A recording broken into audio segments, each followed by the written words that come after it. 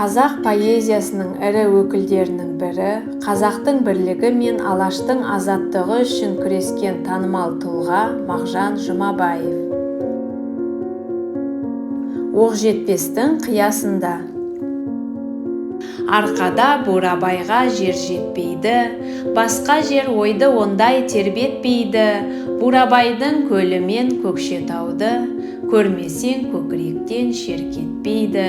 Қиясымен бұлт құшқан оқ жетпестей, басқа тау ойды аспанға өрлетпейді. Арқада бурабайға жер жетпесе, алашта кенекеме ер жетпейді. Көкшеде күңіренген кенем қайда, дариға жүрегімді дерт өртейді. Көкшені күндіз түні мұнар басқан, қап-қара бұлттармен құшақтасқан. Алдында бұйра жалды бөлек тау тұр, көкшеге қосылмаққа қойнын ашқан. Мөп-мөлдір дөп-дөңгелек көл ортада, жел ойнап ақ бетіне меруерт шашқан. Сол көлдің жағасында оқ жетпес бар, жасаған мұнарадай құйып тастан. Найзадай оқ жетпестің қиясына, жалғыз-ақ кенекем ғой қадам басқан. Алашта талай-талай ерлер өткен, ерлерде кенекеме кім бар жеткен. Сүйреме елін ерге көрге сүйреп, ер емес ершіктер ол елден реткен. Жалғыз-ақ кенекем ғой қайрат қылған, қазақты құтқарам деп қалың өрттен. Бір кезде кенекемді ойлар билеп, бір өзі бурабайды кезіп өткен. Артында оқ жетпестің үңгір тау бар, сол тауда бірнеше күн мекен еткен. Бір түні тым құтырып жел ойнайды, жынды жел қатты сақсақ күле ойнайды. Бетінен желдеп сүйіп алғаннан соң, көбіктеніп күлегеш көл ойнайды. Сол түні сонау үңгір тау ішінде, қабағын қарс жауып кене ойлайды. Қамалған қазағына жол таппаққа, жүрегін тілім тіле ойлайды. Қазағым ханыңда мен, қараңда мен, сен үшін жаным құрбан деп ойлайды. Кенекем құлаштаған ой теңізін, бұлдыртқан бұлдыр заман қыран көзін. Бір кезде серпіледі шығарған соң, ойлардың деген лебізін. Келеді маң-маң басып оқ жетпеске, құмдарға жолбарыстай тастап ізін. Көзін жұмып қияға шықсам-ау деп, ойлайды жоғарыға жөндеп жүзін. Сол минут оқ жетпестің қиясында, жіберсе көзін ашып көреді өзін. Кенекем көзін ашып таң боп қатты, қараңғы көз көрмейді ешбір затты. Нажағай маңайында жарқ-жұрқ етіп, қарағай сыпсың біткен шулап жатты. Төменде оқ жетпестің етегінде, толқындар тасты сабап тулап жатты. Кішкене сескенгендей болғаннан соң, кенекем аузын алды аруақты. Аруақ деп алғанша аузын жиып, көреді қарсы алдында аппақ қартты. Қарт сонда қозғағандай болды басын, қолы менен көтерді түкті қасын. Ойнаған ақ бұлттай денесі аппақ, жасаған бұлт ішінде барлық жасын. Күңіренген көлдердің көбігімен, жуғандай аппақ қылып сақал шашын. Ізгі қарт деп аузын қозғағанда, төменде судың шуы болды басым. Қарт сонда күңіреніп аманбысың, Кенежан елдің ері жолбарысың.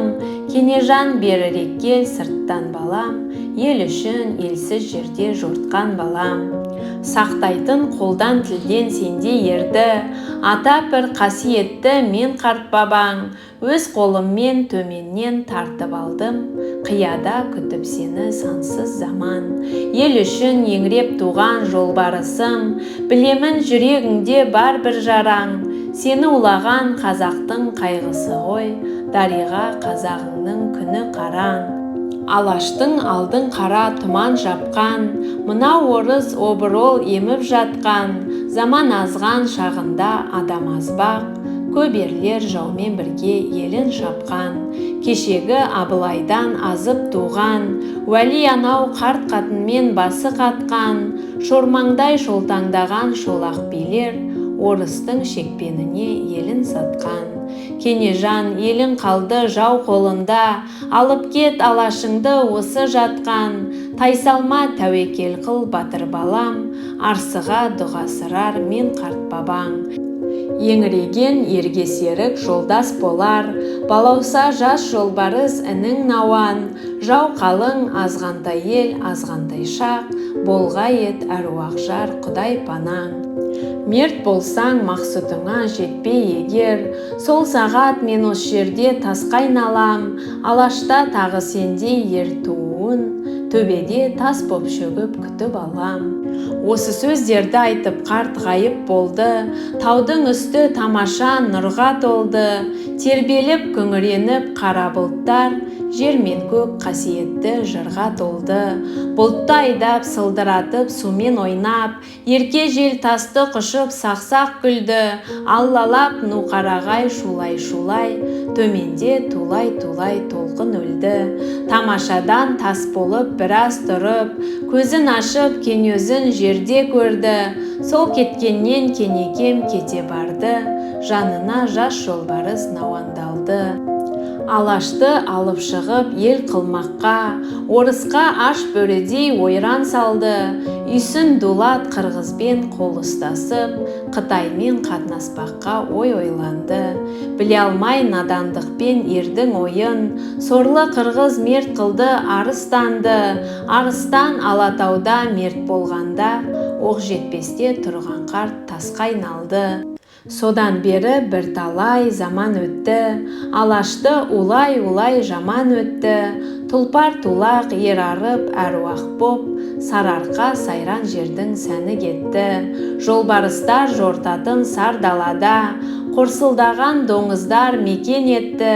Жалғыз-ақ оқ жетпестің қиясында, шөккен қарт күншығысқа түзеп бетті. Көп заман талмай тозбай тау басында, алаштан кенекемдей бірер күтті. Арқада бурабайдай жер болмайды, алашта кенекемдей ер болмайды. Кене арыстан мезгілсіз мерт болды ғой, алашқа бұдан дазар жер болмайды. Ел азды, арқа тозды, қайғы басты, күңіреніп біздей бейбақ жыр толғайды. Құдай-ау мәңгілікке қарғамасаң, кенеде енді неге ер тумайды? Кене жоқ, ізін басар іні де жоқ, дариға жүрегімді дер тулайды. Құрметті жаны әдебиет әлеміне жақын жан, өлеңді соңына дейін тыңдап, мені қолдағандарыңызға көп-көп рахмет. Арнамызға тіркеліп, лайк басып, комментарий қалдыруды ұмытпаңыздар. Күндеріңіз сәтті өтсін, келесі кездескенше сау болыңыздар.